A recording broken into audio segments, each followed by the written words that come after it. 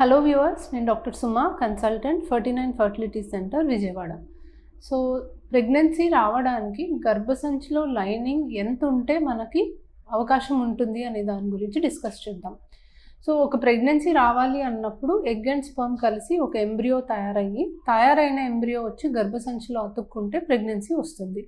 So మనము సంతానలేమి సమస్యకి సంబంధించి చేసే ట్రీట్మెంట్స్లో గర్భసంచి లైనింగ్ ఎంతవరకు పెరుగుతుంది అని క్లోజ్గా మానిటర్ చేస్తూ వస్తాం.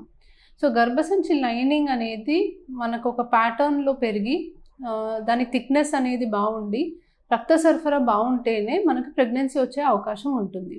సో న్యాచురల్ ప్రెగ్నెన్సీ కోసం వాళ్ళు ట్రై చేస్తున్నా, ఐయుఐ ద్వారా ట్రై చేస్తున్నా, ఐవీఎఫ్ ద్వారా ట్రై చేస్తున్నా, గర్భసంచిలో లైనింగ్ అనేది కరెక్ట్గా పెరిగితేనే మనకి ప్రెగ్నెన్సీ ఛాన్సెస్ అనేవి బాగుంటాయి.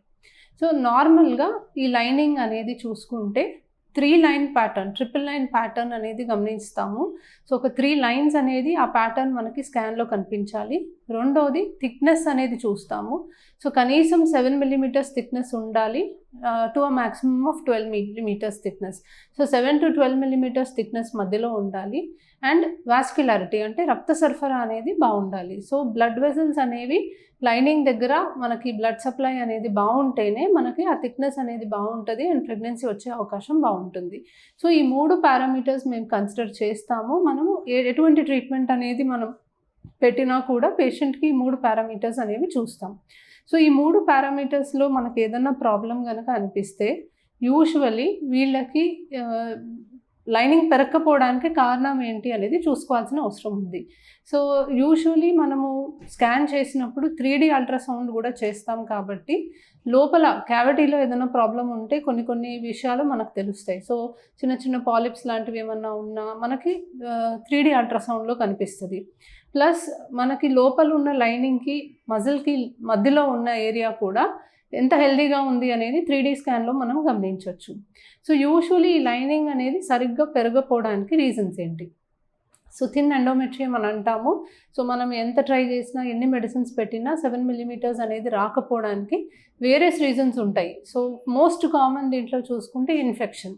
సో గర్భసంచిలో ఇన్ఫెక్షన్ వచ్చినప్పుడు, ఈ ఇన్ఫెక్షన్ ఉన్నప్పుడు మనకి లైనింగ్ అనేది సరిగ్గా పెరగదు, థిక్నెస్ అనేది సరిగ్గా రాదు, దానికి రక్త సరఫరా అనేది సరిగ్గా ఉండదు. సో ఈ వేరియస్ ఇన్ఫెక్షన్స్ వల్ల గర్భసంచిలో లైనింగ్ అనేది మనకు ప్రాబ్లం అవుతుంది. సో క్రానిక్ ఎండోమెట్రైటిస్ అనే కండిషన్లో లైనింగ్ అనేది సరిగ్గా రాకపోవటం చూస్తాము. And tuberculosis. సో ట్యూబర్క్యులోసిస్ అనేది ఇండియాలో ఎండమిక్ డిజీజ్ అనమాట. చాలా కామన్గా మనం చూస్తూ ఉంటాము. టీబీ ఉన్నప్పుడు కూడా గర్భసంచిలో లైనింగ్ అనేది సరిగ్గా డెవలప్ అవ్వదు.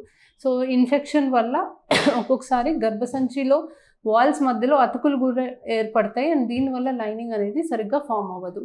సెకండ్ పాయింట్ వస్తే మనకి అడినోమయోసిస్ అనే కండిషన్ చూస్తాం. సో అడినోమయోసిస్ అంటే గర్భసంచిలో పొర ఏదైతే ఉందో అది గర్భసంచి లోపల లైనింగ్లోనే కాకుండా మజిల్లో కూడా అక్కడక్కడ పెరుగుతూ ఉంటుంది. సో ఈ కండిషన్లో కూడా మనకి గర్భసంచి లోపల లైనింగ్ అనేది సరిగ్గా రాకపోవడానికి అవకాశం ఉంటుంది. మూడోది మనం చూస్తే గర్భసంచి లైనింగ్ సరిగ్గా రావట్లేదు అంటే దానికి హార్మోన్ అనేది కరెక్ట్గా అందట్లేదు. సో హార్మోన్స్ అనేవి అండాశయం నుంచి రిలీజ్ అవుతేనే ఆ స్టిమ్యులస్తో లైనింగ్ అనేది తయారవ్వాలి.